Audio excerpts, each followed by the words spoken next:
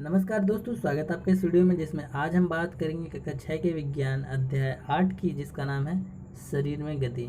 तो उससे पहले मैं अध्याय 7 तक और उनके प्रश्न उत्तर की वीडियो बना चुका हूं, जिसका लिंक आपको इस वीडियो की डिस्क्रिप्शन में मिल जाएगा।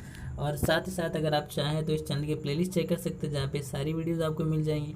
और आगे आने वाले समय में ऐसी और भी वीडियोज़ के लिए इस चैनल को सब्सक्राइब कीजिए। तो आइए वीडियो को स्टार्ट करते हैं। जैसा कि इस चैप्टर का नाम है शरीर में गति, तो एक बहुत ज़्यादा इंटरेस्टिंग चैप्टर है जिसे पढ़ के आपको बहुत ज़्यादा मज़ा आने वाला है। बिल्कुल शांत होकर बैठिए तथा अपने शरीर में होने वाली गति का अनुभव कीजिए। तो आपको शांति से बैठना है और आपके शरीर में जितनी भी गति होती है उन सबको अनुभव करना है। आप समय समय पर अपनी पलकें तो झपकाते ही होंगे। श्वास लेते समय अपने शरीर में होने वाली गतियों का परीक्षण कीजिए। हमारे शरीर में स्वतः ही अनेक गतियाँ निरंतर होती रहती हैं, जैसे कि दिल का धड़कना। जब आप अपनी नोटबुक में लिखते हैं तब आपके शरीर का कौन सा भाग गति करता है? तब उस समय हमारा हाथ गति करता है। जब आप मुड़कर अपने मित्र को देखते हैं तब अपनी गर्दन का इस्तेमाल करते हैं। तब शरीर का कौन सा भाग गति करता है? प्रयुक्त सभी उदाहरणों में आपकी उसी स्थान पर रहते हुए भी आपके शरीर का कोई न कोई भाग गति करता है। आप एक स्थान से दूसरे स्थान पर जाते हैं। आप उठकर अपने अध्यापक के पास जाते हैं। कक्षा के बाद विद्यालय के मैदान में जाते हैं अथवा विद्यालय के बाद अपने घर जाते हैं। तो इस स्थिति में आप एक स्थान से दूसरे स्थान तक वास्तव में चलकर जाते हैं। आप चलकर, दौड़कर या कूदकर एक स्थान से दूसरे स्थान पर जाते हैं। आइए अपने मित्रों, अध्यापकों एवं अभिभावकों से चर्चा करके सारणी 8.1 बढ़ते हुए यह देखते हैं कि जंतु एक स्थान से दूसरे स्थान तक किस प्रकार गमन करते हैं। देखिए, ये सारणी 8.1 है। यहाँ पे लिख रखा है जंतु एक स्थान से दूसरे स्थान तक कैसे गमन करते हैं। तो इसके आंसर्स आप खुद भी सोच के लिख सकते हैं। कुछ के मैं बता देता हूँ, जैसे गाय। ठीक है, ये गमन में प्रयुक्त होने वाला भाग, तो कौन सा अंग या शरीर का कौन सा भाग इस्तेमाल होता है? तो गाय पैर का इस्तेमाल करती है और वो क्या करती है? चलती है। वो गमन करती है तो चलती है। मनुष्य भी अपने पैरों का इस्तेमाल करता है और वो चलता है। सांप संपूर्ण शरीर का इस्तेमाल करता है और वो रेंग कर जाता है। पक्षी अपने पंखों का इस्तेमाल करते हैं और वो उड़ते हैं। इसी प्रकार से आप बाकी प्रश्नों के उत्तर दे सकते हैं और खुद से भी कई सारे एग्जाम्पल ऐड कर सकते हैं। चलना, टहलना, दौड़ना, उड़ना, छलांग मारना, रेंगना एवं तैरना इत्यादि जंतुओं के एक स्थान से दूसरे स्थान तक जाने के कुछ ढंग हैं। जंतुओं के एक स्थान से दूसरे स्थान तक जाने के तरीके में इतनी अधिक विविधता क्यों है? क्या कारण है कि अनेक जंतु चलते हैं जबकि सांप रेंगता है और मछली तैरती है? टॉपिक 8.1 मानव शरीर एवं इसकी गतियाँ। जंतु में विविध गतियों पर ध्यान देते हुए पूर्व आइए अपने शरीर की कुछ गतियों को ध्यानपूर्वक देखें।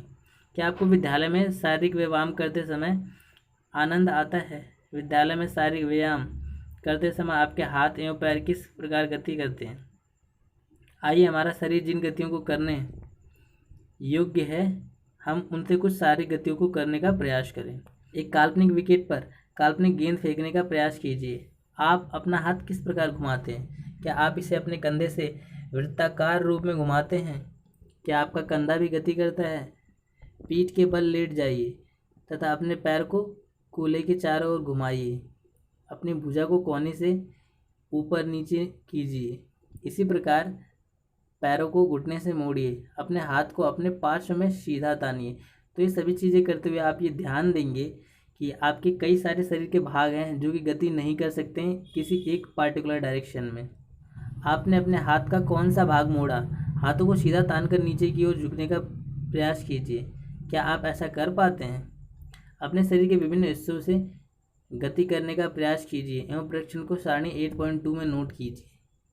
क्या कारण है कि हम अपने शरीर के कुछ अंगों को तो स्वतंत्र रूप से किसी भी दिशा में घुमा सकते हैं, जबकि कुछ अंगों को केवल एक ही दिशा में घुमा सकते हैं?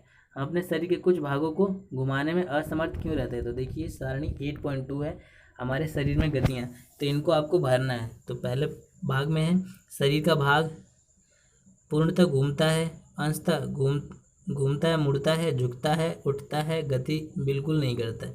तो गर्दन पूर्णतः घूमता है? नहीं, ये गर्दन हम पूरी नहीं घुमा सकते हैं। अंशतः घूमता है तो आधा घूमता है या मुड़ता है तो हाँ। झुकता है तो इसे हम झुका भी सकते हैं। उठता है तो उठा भी सकते हैं। गति बिल्कुल नहीं करता है तो नहीं, ये गति करता है। तो इसी प्रकार से शरीर के और भी हिस्से हैं जिसकी मैं आशा करता हूँ कि आप इनके बारे में ये सारे प्रश्नों के उत्तर दे पाएंगे। क्रियाकलाप एक पैमाने को अपने हाथ पर चित्र 8.1 में दर्शाई गई स्थिति में रखिए जिससे आपकी कोहनी पैमाने के मध्य में रहे। तो जिस तरह इस चित्र में इस लड़के ने अपनी कोहनी को किया वैसे ही करना है। अपने मित्र से पैमाने तथा हाथ को एक साथ बांधने के लिए कहिए। अब अपनी कोहनी को मोड़ने का प्रयास कीजिए। क्या आप इसे मोड़ पाते हैं? तो आप देखोगे कि आप इसे नहीं मोड़ पाओगे। क्या आपने ध्यान दिया है कि हम शरीर के विभिन्न भागों को उसी स्थान से मोड़ अथवा घुमा पाते हैं जहां पर दो हिस्से एक दूसरे से जुड़े हो। उदाहरण के लिए कोहनी, कंधा अथवा गर्दन। क्या आप ऐसे कुछ अन्य भागों के नाम बता सकते हैं? इन स्थानों को हम संधि कहते हैं। यदि हमारे शरीर में कोई संधि नहीं होती तो आपके विचार में क्या हमारे लिए किसी भी प्रकार की गति करना संभव होता? वास्तव में इन संधियों को कौन सी वस्तु परस्पर बांधती है? अपनी उंगलियों द्वारा अपने सिर, चेहरे, गर्दन, नाक, कान, कंधे के पीछे, हाथ, पैर, उंगली अथवा पादांगुलियों को दबाइए। क्या आपको ऐसा अनुभव हुआ कि आपकी उंगली किसी कठोर वस्तु को दबा रही है? ये कठोर संरचनाएं अस्थियां हैं। अपने शरीर के अन्य भागों में इसको दोहराइए। इतनी सारी अस्थियां हैं। जब अस्थियों को नहीं मोड़ा जा सकता तब हम अपनी कोहनी को कैसे मोड़ लेते हैं? हाथ के ऊपरी हिस्से से लेकर कलाई तक एक ही लंबी अस्थि नहीं होती। वास्तव में अनेक अस्थियां कोहनी तक जुड़ी रहती हैं। इस प्रकार हमारे शरीर के प्रत्येक हिस्से में अनेक अस्थियां हैं। हम अपने शरीर को कैसे उसी स्थान पर हिला या झुका नहीं सकते जहां ये अस्थियां एक दूसरे से मिलती हैं। विभिन्न गतिविधियों एवं विभिन्न प्रकार की गतियों के लिए हमारे शरीर में अनेक प्रकार की संधियां होती हैं। आइए इनमें से कुछ के बारे में जानें। कद्दू खलिका संधि। क्रियाकलाप 2, कागज की एक पट्टी को एक बेलन के रूप में मोड़िए। रबड़ अथवा प्लास्टिक की एक पुरानी गेंद में एक छेद करके उसमें मोड़े हुए कागज के बेलन को डालिए जैसा कि चित्र 8.2 में दर्शाया गया। आप कागज के बेलन देखिए बिल्कुल ऐसा को गेंद पर भी चिपका सकते हैं। गेंद को एक छोटी टोकरी में रखकर चारों ओर घुमाने का प्रयास कीजिए। क्या गेंद टोकरी में स्वतंत्र रूप से घूमती है? क्या कागज का बेलन भी घूमता है? अब कल्पना कीजिए कि कागज का बेलन आपका हाथ है तथा गेंद इसका एक सिरा है। कटोरी कंधे के उस भाग के समान है जिससे आपका हाथ जुड़ा है। एक अस्थि का गेंद वाला गोल हिस्सा दूसरी अस्थि की कटोरी रूपी गुहिका में धंसा हुआ है जैसा कि चित्र 8.3 में दिखाया गया है। ये देखिए नीचे कद्दू खलिका संधि दिखाई दे रही है यहाँ पर। उसके बाद ये है शून्य अस्थि, जांग की अस्थि। इस प्रकार की संधि सभी दिशाओं में गति प्रदान करती है। क्या आप इन गतियों में उपरोक्त प्रकार की संधि का कोई अन्य उदाहरण खोज सकते हैं?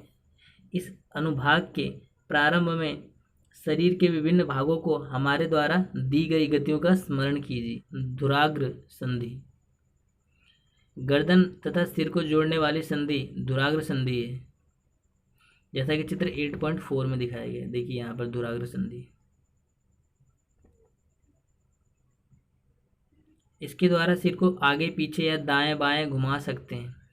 इन गतियों को करने का प्रयास कीजिए। यह गति हमारे हाथ की उस गति से किस प्रकार भिन्न है जिसमें कद्दू खलिका संधि द्वारा हाथ को पूर्णतः वृत्ताकार रूप में घुमाया जा सकता है।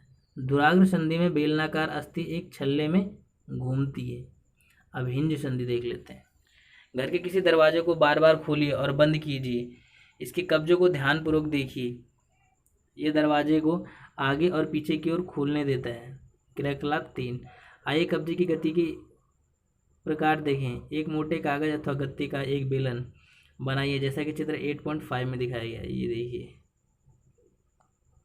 चित्र के अनुसार गत्ते अथवा कागज के बेलन के मध्य में छेद कर एक छोटी पेंसिल लगाइए। गत्ते का एक और टुकड़ा लेकर इसको इस प्रकार मोड़िए कि यह आधा बेलन बन जाए जिस प्रकार दूसरे बेलन को सरलता से घुमाया जा सके। आधे बेलन पर रखा पूर्ण बेलन कब्जे की भांति है। पेंसिल लगे बेलन को चलाने का प्रयास कीजिए। ये किस प्रकार गति करता है? ये गति आपके द्वारा बनाए गए कंदुक खलिका संधि की गति से किस प्रकार भिन्न है? हमने क्रियाकलाप 1 में कोहनी में इसी प्रकार की गति देखी थी। चित्र 8.5 में जो कुछ हमने बनाया था वह एक हिंज से भिन्न है, लेकिन इससे यह पता चलता है कि हिंज एक दिशा में गति होने देता है। कोहनी में हिंज यानी कब्जा संधि होती है, जिससे केवल आगे और पीछे एक ही दिशा में गति हो सकती है। चित्र 8.6। क्या आप ऐसी संधि के कुछ और उदाहरण सोच सकते हैं? अचल संधि। हमारे सर की अस्थियों के बीच की कुछ संधियां उन संधियों से भिन्न हैं जिनकी चर्चा हमने अब तक की है। ये अस्थियां इन संधियों पर हिल नहीं सकती। ऐसी संधियों को अचल संधि कहते हैं। जैसा कि आपको नाम से पता चला, अचल का मतलब होता है जिसकी मूवमेंट नहीं हो सकती, जो चल नहीं सकता। जब आप अपना मुंह खोलते हैं तो आप अपने निचले जबड़े को सिर से दूर ले जाते हैं। अब अपने ऊपरी जबड़े को हिलाने का प्रयास कीजिए। क्या आप इसे गति दे पाते हैं? ऊपरी जबड़े एवं कपाल के मध्य अचल संधि है। हमने केवल कुछ संधियों की ही चर्चा की है जो हमारी अस्थियों को एक दूसरे से जोड़ती है। हमारे शरीर के विभिन्न अंगों को विभिन्न आकृति कौन प्रदान करता है? यदि आप एक गुड़िया बनाना चाहते हैं तो आप पहले क्या बनाएंगे? संभवतः गुड़िया को एक आकृति प्रदान करने के लिए आप एक ढांचा तैयार करेंगे।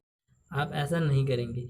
हमारे शरीर की सभी अस्थियां ठीक इस प्रकार शरीर को एक सुंदर आकृति प्रदान करने के लिए एक ढांचे का निर्माण करती है। इस ढांचे को कंकाल कहते हैं। हम कैसे जानते हैं कि यह मानव कंकाल की आकृति है? हम शरीर की विभिन्न अस्थियों की आकृति के विषय में किस प्रकार जान पाते हैं? शरीर के कुछ अंगों में मौजूद अस्थियों और उनकी संख्या तथा आकृति के बारे में हमें तब पता चलता है जब हम उनका अनुभव करते हैं। एक्सरे चित्र से हमें शरीर की सभी कठोर अस्थियों की आकृति का पता चलता है। क्या कभी आपका अथवा आपके परिवार के किसी सदस्य का एक्सरे हुआ है? कई बार चोट लगने पर चिकित्सक एक्सरे करवाते हैं जिससे उन्हें अस्थियों को हुई संभावित क्षति के विषय में जानकारी प्राप्त होती है। एक्सरे चित्र से हमें शरीर की अस्थियों की आकृति का पता चलता है। अपने हाथ के अग्र एवं ऊपरी भाग तथा पैर के निचले एवं ऊपरी भाग की अस्थियों का अनुभव कीजिए। प्रत्येक अंग की अस्थियों की संख्या का पता लगाएं।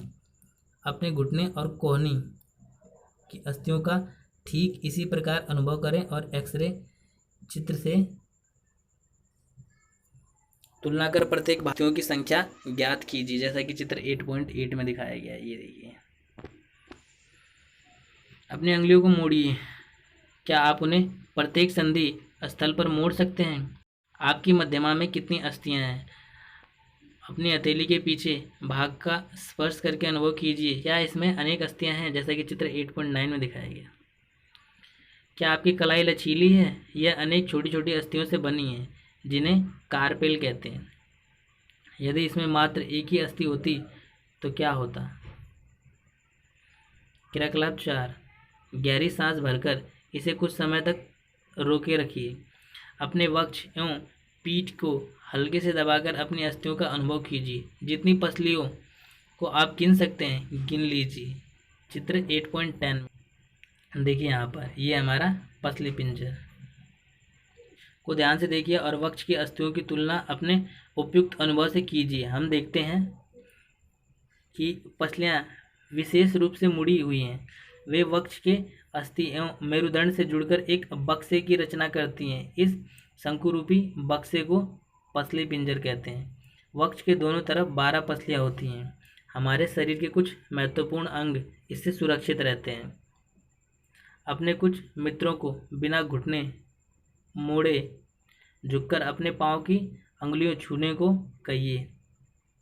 क्या यह चिकनी, समतल अथवा अखंड है? अपनी अंगुलियों को अपने मित्र की गर्दन से प्रारंभ करके उसके पीठ पर नीचे की ओर लाइए। आपके द्वारा अनुभव की गई संरचना मेरुदंड है। यह अनेक छोटी छोटी अस्थियों से बना है। इसे कशेरुका कहते हैं। मेरुदंड 33 कशेरुका का बना होता है। पसली पिंजर भी वक्ष क्षेत्र की इन अस्थियों से जुड़ा है। यदि मेरुदंड केवल एक ही अस्थि का बना होता तो क्या आपका मित्र इस प्रकार नीचे झुक सकता था? अपने मित्र को खड़े होकर हाथों से किसी दीवार को धक्का लगाने के लिए कहिए। उससे कहिए कि वह अपने हाथों से दीवार पर धक्का लगाने का प्रयास करें। क्या आपको उसके कंधों के समीप दो उभरी हुई अस्थियां दिखाई देती हैं? इन्हें कंधों की अस्थियां कहते हैं, जैसा कि चित्र 8.12 में दिखाया गया है। चित्र 8.13 को ध्यानपूर्वक देखिए। संरचना श्रोणीय अस्थियां हैं। यह बॉक्स के समान एक ऐसी संरचना बनाती है जो आपके आमाशय के नीचे पाए जाने वाले विभिन्न अंगों की रक्षा करते हैं। यह कूल्हे वाला वह हिस्सा है जिसके सहारे आप बैठते हैं। आपकी खोपड़ी अनेक अस्थियों के एक दूसरे से जुड़ने से बनी है, जैसे कि चित्र 8.14 में दिखाया गया। यह हमारे शरीर के अति महत्वपूर्ण अंग मस्तिष्क को परिबद्ध करके उसकी सुरक्षा करती है। हमने अपने कंकाल की बहुत सी अस्थियों तथा संधियों के बारे में चर्चा की। कंकाल के कुछ अतिरिक्त अंग भी हैं जो हड्डियों जितने कठोर नहीं होते हैं और जिन्हें मोड़ा जा सकता है, उन्हें हम उपास्थि कहते हैं। तो हमारे शरीर में अस्थि और उपास्थि दो प्रकार की हड्डियां होती हैं।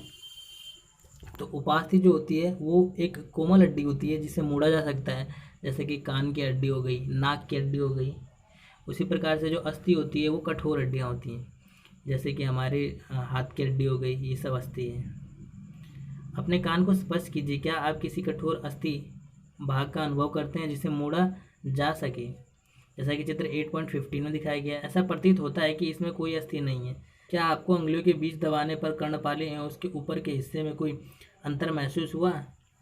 चित्र 8.16।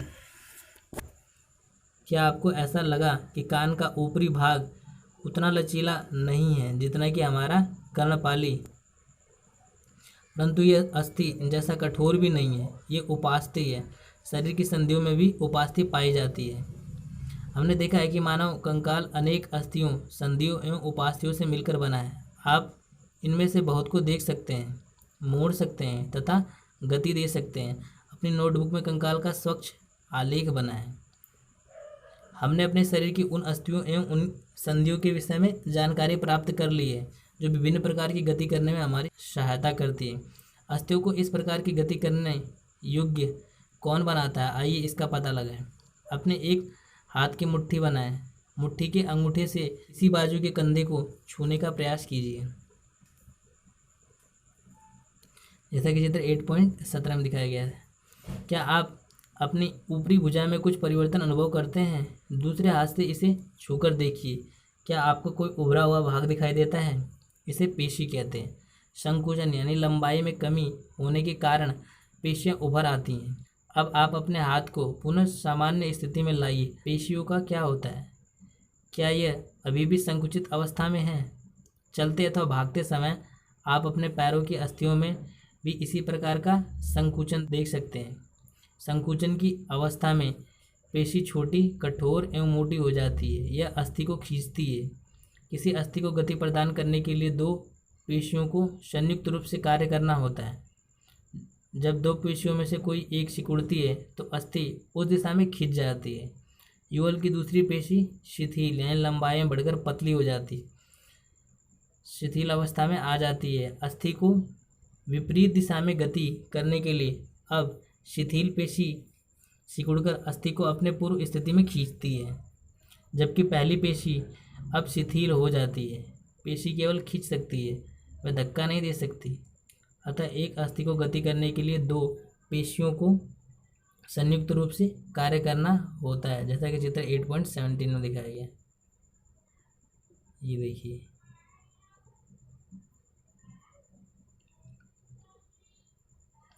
क्या गति के लिए हमेशा अस्थियों और पेशियों की आवश्यकता होती है? दूसरे जंतु किस प्रकार चलते हैं? क्या सभी जंतुओं में अस्थियां पाई जाती हैं? केंचुए अथवा घोंघे में क्या होता है? आइए कुछ जंतुओं की गति का अध्ययन करते हैं। तो टॉपिक 8.2 जंतुओं की चाल। केंचुआ। क्रियाकलाप 5। बगीचे में चलते हुए एक केंचुए का निरीक्षण कीजिए। इसे पकड़कर एक स्याही पेपर पर रखिए। इसकी गति का परीक्षण कीजिए, जैसे कि चित्र 8.18 में दिखाया गया। इसके पश्चात केंचुए को एक कांच की पट्टी या टुकड़े टाइल अथवा किसी चिकनी सतह पर रखें तथा इसकी गति का परीक्षण कीजिए। क्या यह गति पेपर पर केंचुए की गति से भिन्न है? ऊपर की दो सतहों में से किस पर केंचुआ आसानी से चल सकता है? केंचुए का शरीर एक सिरे को दूसरे से सटाकर रखे गए अनेक छल्लों से बना प्रतीत होता है। केंचुए के शरीर में अस्थियां नहीं होती, इसमें पेशियां होती हैं जो इसके शरीर के घटने और बढ़ने में सहायता करती है। चलने के दौरान केंचुआ अपने शरीर के पश्च भाग को भूमि में जकड़े रहता है तथा अग्रभाग को फैलाता है।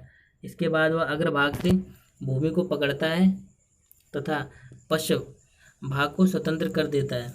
इसके पश्चात यह शरीर को संकुचन करता है तथा पश्च भाग को आगे की ओर खींचता है। इससे वह कुछ दूरी तक आगे बढ़ता है। केंचुआ इस प्रक्रिया को बार बार दोहराते हुए मिट्टी पर आगे बढ़ता है। इसके शरीर में चिकने पदार्थ होते हैं जो इसे चलने में सहायता करते हैं। यह अपने शरीर के हिस्से को जमीन में किस प्रकार टिकाता है? इसके शरीर में छोटे छोटे अनेक शुक यानी बाल जैसी आकृति होते हैं। ये शुक पेशियों से जुड़े होते हैं। ये शुक मिट्टी में उसकी पकड़ को मजबूत बनाते हैं। केंचुआ वास्तव में अपने रास्ते में आने वाली मिट्टी को खाता है। उसका शरीर अनपचे पदार्थ को बाहर निकाल देता है। केंचुए द्वारा किया गया यह कार्य मिट्टी को उपजाऊ बना देता है, जिससे पौधे को फायदा होता है। घोंगा। क्रियाकलाप 6। किसी बगीचे में एक घोंगे का अवलोकन कीजिए। क्या आपने इसकी पीठ पर गोल संरचना देखी है? जैसा कि चित्र 8.19 में दिखाया गया। इसे कवच कहते हैं और यह घोंगे का बाह्य कंकाल है, परंतु यह अस्थियों का बना नहीं होता। यह कवच एकक होता है और यह घोंगे को चलने में कोई सहायता नहीं करता। यह घोंगे के साथ खिंचता जाता है। घोंगे को कांच की पट्टिका पर रखकर इसका परीक्षण कीजिए। जब यह चलना प्रारंभ करे, सावधानी से कांच की पट्टिका को अपने हाथ से अपने सिर से ऊंचा उठाकर कांच के नीचे की ओर उसके चलने के ढंग का परीक्षण कीजिए।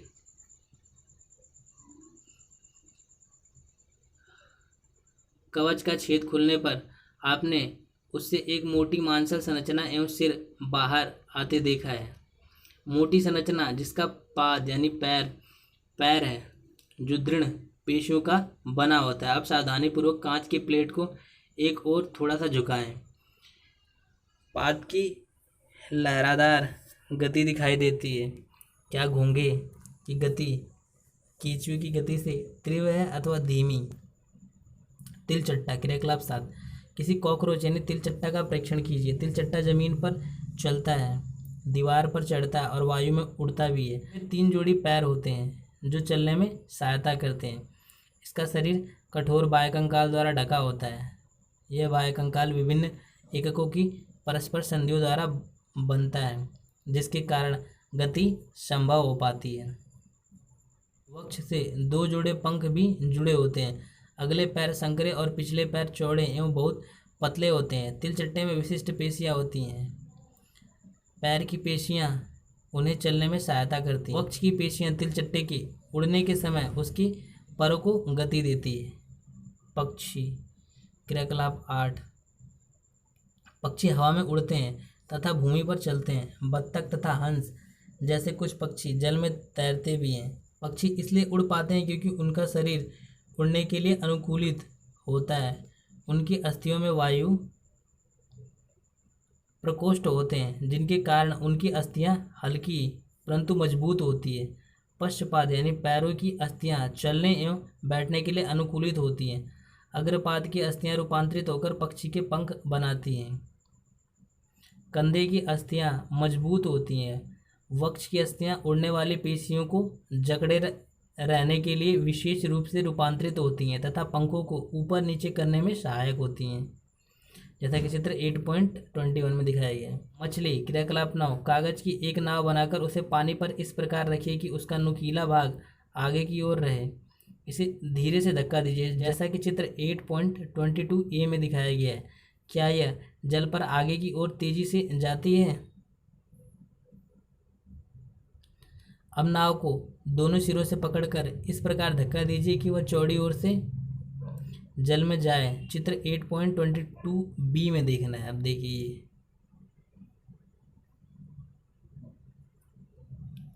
क्या इस प्रकार नाव जल में सरलता से चल सकती है? क्या आपने ध्यान दिया है कि नाव की आकृति काफ़ी सीमा तक मछली जैसी है? चित्र 8.23, मछली का सिर एवं पूंछ उसके मध्य भाग की अपेक्षा पतला एवं नुकीला होता है।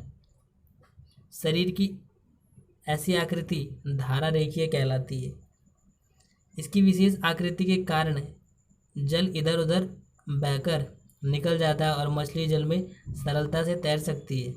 मछली का कंकाल दृढ़ पेशियों से ढका रहता है। तैरने की प्रक्रिया में शरीर का अग्रभाग एक ओर मुड़ जाता है तथा पूंछ विपरीत दिशा में जाती है। मछली चित्र 8.24 देखिए यहाँ पर के अनुसार शरीर को मोड़ती है तो तीव्रता से उसकी पूंछ दूसरी दिशा में मुड़ जाती है। इससे एक झटका सा लगता है और मछली आगे की ओर चली जाती है। इस प्रकार के क्रमिक ताल से मछली आगे की ओर तैरती रहती है। पूंछ के पख इस कार्य में उसकी सहायता करते हैं। मछली के शरीर पर और भी पख होते हैं जो तैरते समय जल में संतुलन बनाए रखने एवं दिशा निर्धारण में सहायता करते हैं। क्या आपने कभी ध्यान दिया है कि गोताखोर अपने पैरों में इस पखों की तरह के विशेष अरित्र यानी फ्लिपर्स पहनते हैं जो उन्हें जल में तैरने में सहायता करते हैं। सर्प कैसे चलते हैं? क्या आपने सांप को फिसलते हुए आगे बढ़ते देखा है? क्या यह सीधा चलता है जैसा कि चित्र 8.25 में दिखाया गया है? सर्प का मेरुदंड लंबा होता है। शरीर की पेशियां क्षीण एवं असंख्य होती हैं। वे परस्पर जुड़ी होती हैं, चाहे वे दूर ही क्यों न हो। पेशियां मेरुदंड, पसलियों एवं त्वचा को भी एक दूसरे से जोड़ती है। सर्प का शरीर अनेक वलय से मुड़ा होता है। इसी प्रकार सर्प का प्रत्येक वलय उसे आगे की ओर धकेलता है। इसका शरीर अनेक वलय बनाता है और प्रत्येक वलय आगे को धक्का देता है। इस कारण सर्प बहुत तेजी से आगे की ओर चलता है। हमने विभिन्न जंतुओं को गति प्रदान करने वाली अस्थियों एवं पेशियों के विषय में जानकारी प्राप्त की। पहेली एवं बूझों की पिटारे में विभिन्न जंतुओं की गतियों से संबंधित अनेक प्रश्न हैं। इसी प्रकार आपके मस्तिष्क में अनेक प्रश्न उभर रहे होंगे। प्रसिद्ध ग्रीक दार्शनिक अरस्तु ने अपनी पुस्तक ग्रेड ऑफ एनिमल्स में स्वयं अपने आप से ऐसे प्रश्न पूछे थे। विभिन्न जंतुओं के शरीर में विभिन्न भाग क्यों होते हैं? यह विशेष अंग उन जंतुओं की विशेष गति में किस प्रकार सहायक हैं? विभिन्न जंतुओं की शारीरिक अंगों में क्या समानताएं एवं विभिन्नताएं हैं? विभिन्न जंतुओं को चलने के लिए कितने अंगों की आवश्यकता होगी? मनुष्य के 2 पैर तथा गाय और भैंस के 4 पैर क्यों होते हैं? बहुत से जंतु संपादी होते हैं, क्यों? हमारे पैरों के मुड़ने का ढंग हमारे हाथों की तुलना में अलग क्यों है? इतने अधिक प्रश्न संभवतः अपने क्रियाकलापों द्वारा हमने कुछ प्रश्नों के उत्तर प्राप्त करने का प्रयास किया है और कुछ प्रश्नों के उत्तर खोजने हैं। तो यहाँ पर ये चैप्टर ख़त्म हो गया। तो आशा करता हूँ कि आपने इस चैप्टर से काफ़ी कुछ सीखा है। अगर आपने इस चैप्टर से कुछ सीखा और या फिर आपको वीडियो पसंद आई, इससे कुछ सीखने को मिला, तो प्लीज़ वीडियो को लाइक कीजिए, चैनल को सब्सक्राइब कीजिए। Thank you very much.